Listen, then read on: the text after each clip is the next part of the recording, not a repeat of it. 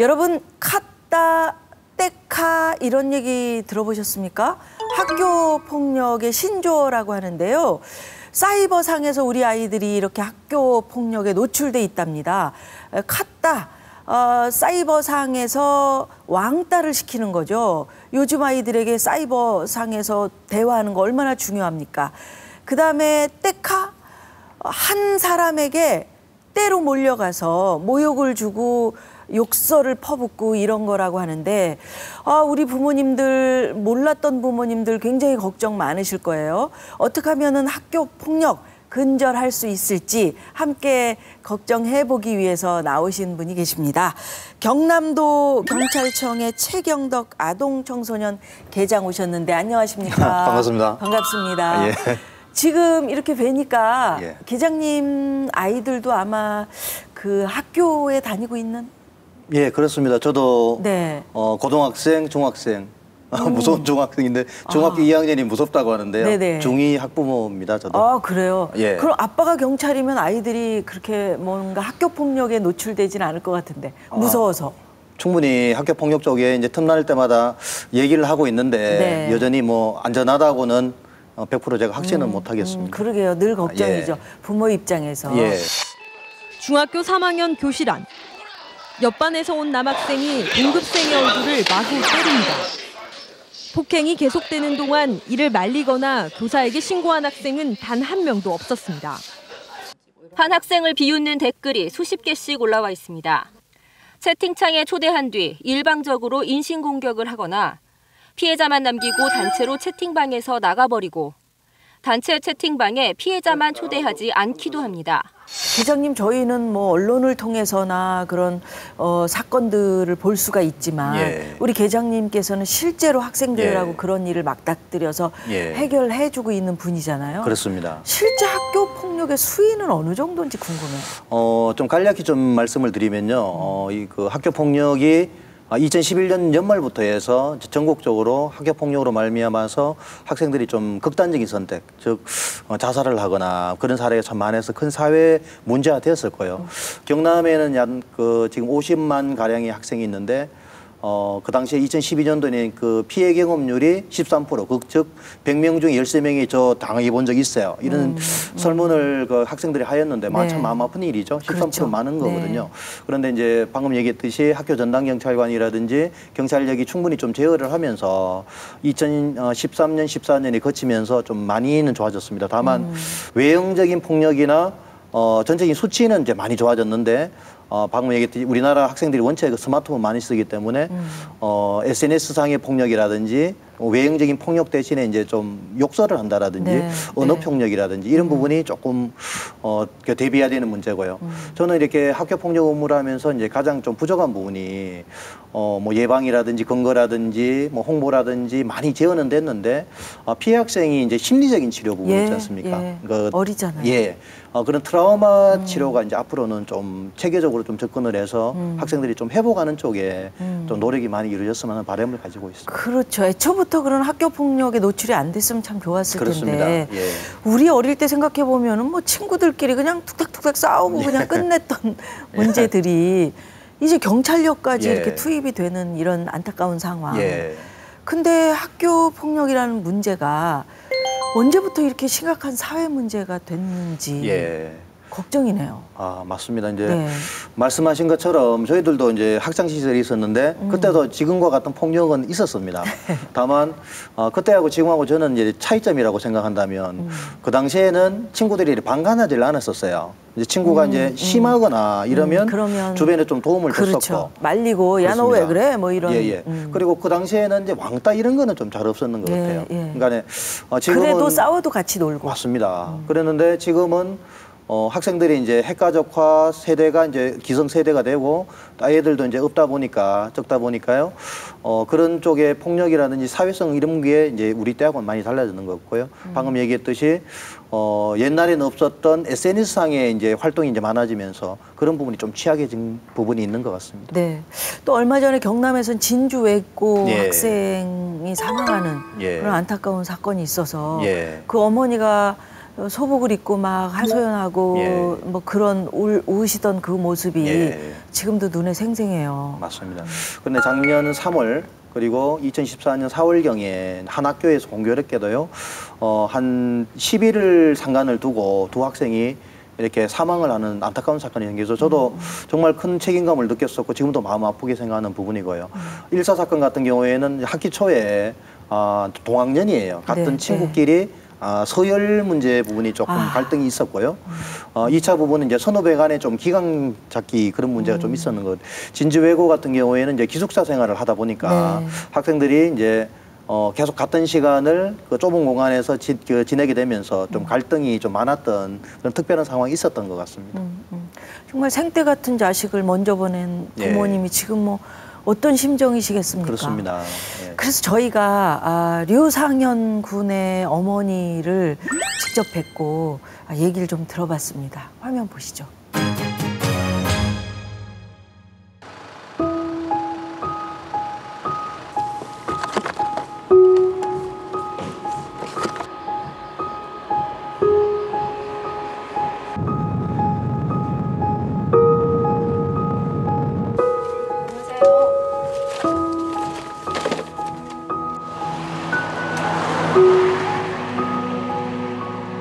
학교라고 전화가 왔어요. 그냥 받았더니만 상현이가 갑자기 많이 다쳤다, 위급하다. 지금 그 경대 응급실로 지금 가고 있으니까 병원을 좀 오시면 좋겠다라고 전화가 왔었어요.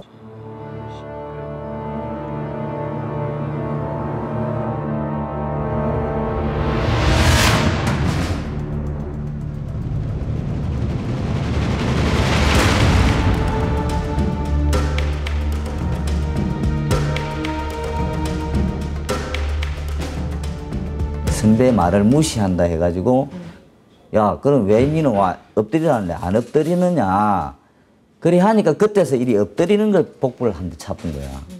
그래 그게 이제 사인이 된 거지.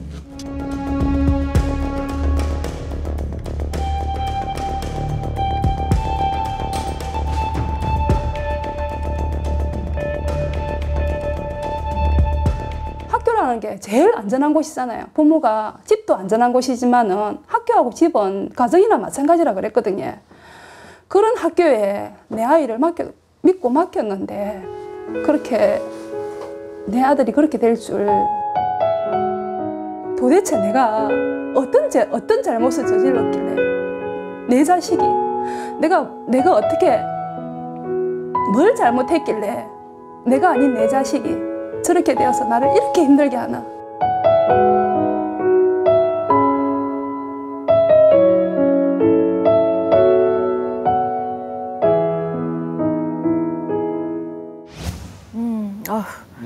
네, 자식 잃은 것도 참 그 힘든 일인데 예. 사후 처리가 제대로 안 돼 있다 이런 얘기를 들었어요. 그 학생 그 유족 그 분들 그 이렇게 심리적인 그런 부분은 좀 이렇게 좀 많이 그 도움을 줘서 그 빨리 회복이 돼야 될 부분인데 그런 부분은 저희들도 참 안타깝게 생각하고 있습니다.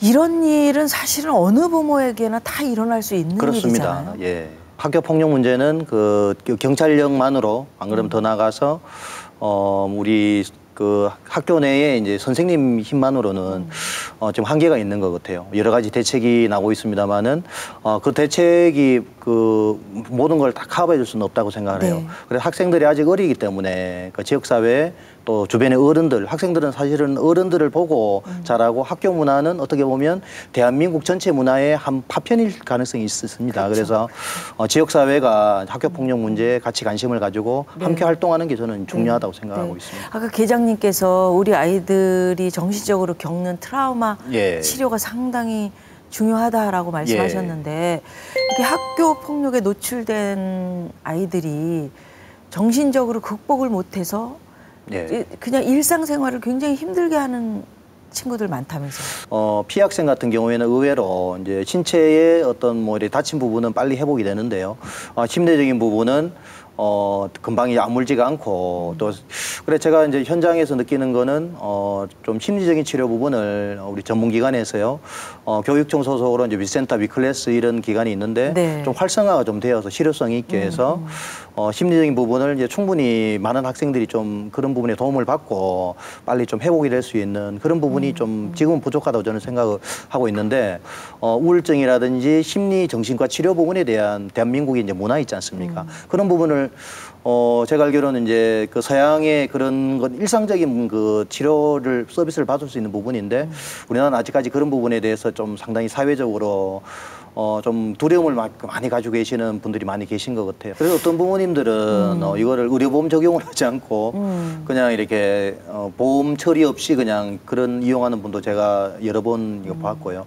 그래서 나중에 혹시 지장 있을까 봐. 예, 이제 의료보험 하게 되면 이제 그런 기록에 대한 그런 기록이 남아있을까 두려움 봐. 같은 걸 가지고 네네네. 계시는 것 같아요. 그래서 그런 심리 치료하는 부분이 사후 관리하고 사후 학생들 케어해 주는 부분이 학교 폭력의 마지막 저는 가장 중요한 방점이라고 저는 네네. 생각을 하고 있습니다. 아까 저는 사실은 말씀드리면서 깜짝 놀랐는데 사이버상 진짜 SNS 맨날 그 핸드폰 안에 들여다보고 이게 어른들도 그것을 계속 들여다보고 있는데 예.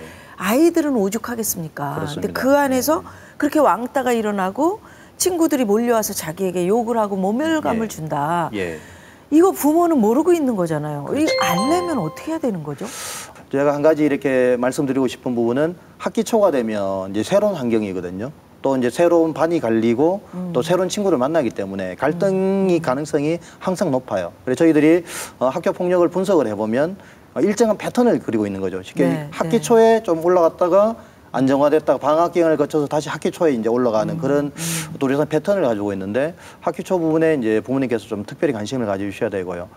자기 자녀가 이유 없이 뭐 이렇게 갑자기 말 수가 줄어들었다라든지요. 안 그러면은 평소에 보이지 않은 행동을 한다라든지 뭐 돈을 또 많이 이렇게 가져간다거나. 예, 달라고 한다라든지 자세히 보시면 만약 학교 폭력에 피해를 당하고 있는 상황이라면 징후가 많이 보일 거예요. 그래서 부모님께서 그런 관찰을 해주시고 이렇게 도움을 주실 수 있으면 참 좋으실 것 같습니다. 관찰하셔야 되는데 부모님 입장에서도 답답하다고 성질 급한 부모님 있잖아요.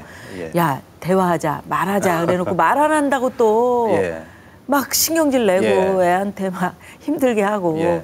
그렇게 하면 아이가 오히려 더 힘들어지는 건데요. 예, 저는 네. 기다려주는 게 기다려주는 거. 정말 좋은 가치라고 생각해요. 그래서 부모님도 뭐 일도 많으시고 여러 가지는 이제 낮에 일하시고 또 여러 가지 일 때문에 스트레스 받을 수 있는데 저녁 시간에 같이 밥 이렇게 같이 네, 먹는다라든지요, 네. 뭐 산책을 한다라든지 해서 좀 친구들을 좀 많이 안아주고 기다려주면 학생들이 아무리 나쁘다 해도 어른들보다는 확실히 순수하죠. 순수합니다. 그래서 그럼요.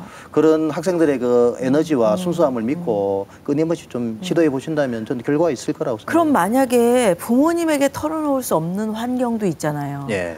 그러면 어떻게 하소연해야 될까요? 당사자는? 학생은? 학생들 그 스마트폰 많이 쓰기 때문에 네. 117 챗이라는 채팅할 때 챗입니다. CHAT.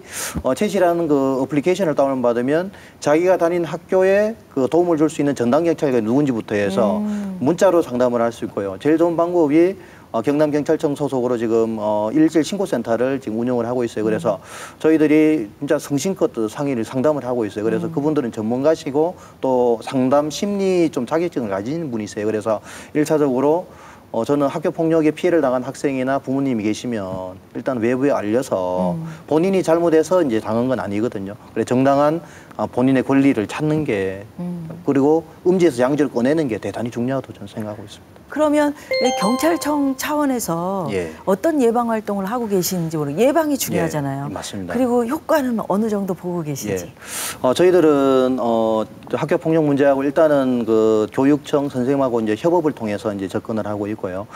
예방을 위해서는 대표적인 사례가 이제 학교 전담경 스쿨 폴리스라는 제도를 만들었어요. 그래서 지금은 경남경찰청에도 그 71분의 경찰관이 학교 폭력 업무만 담당하는 그 경찰관이 활동을 하고 있고요. 지금은 그 계속 인력 정원을 통해서 1경찰관당 10여 개를 지금 이렇게 담당하는 수준까지 저희들이 인력을 지금 증원하는 중에 있습니다. 그리고 그 외에도 여러 가지 그 범죄 예방 교실이라든지 또 학생들하고 이제 동아리 활동도 저희들이 해요. 네. 그리고 네. 학생들하고 같이 운동도 하고요. 또 그리고 학생들하고 같이 순찰 활동하는 스쿨 순찰 때 학부모 순찰 때 이런 활동도 좀 저희들이 하고 있고요. 특히 이제 학생들하고 이제 소통하기 위해서 전문 경찰관분들이 스마트폰을 이제 가지고 있는데 이게 좋은 현상이라고 봐야 될 것 같아요. 이 12시 1시 돼서도 카톡이 자꾸 오는 거예요. 학생들하고 이제 카톡 친구가 되고 친해져서 예, 밴드를 만들고 이렇게 소통을 하면서 그래서 사이버 순찰도 저희들이 하고 있고 학생들 중에서 이제 저희들은 장래의 경찰관이 꿈이거나 네. 안 그러면 학교폭력 의협 집행하는 친구들이나 간부 학생들 있을 수 있거든요. 그런 학생들하고 연대해서 좀 예방할 수 있도록 서로 이렇게 활동을 좀 하는 그런 분야가 네, 있습니다. 네. 오늘 계장님 말씀 들어보니까 애정이 많이 느껴지고요. 예.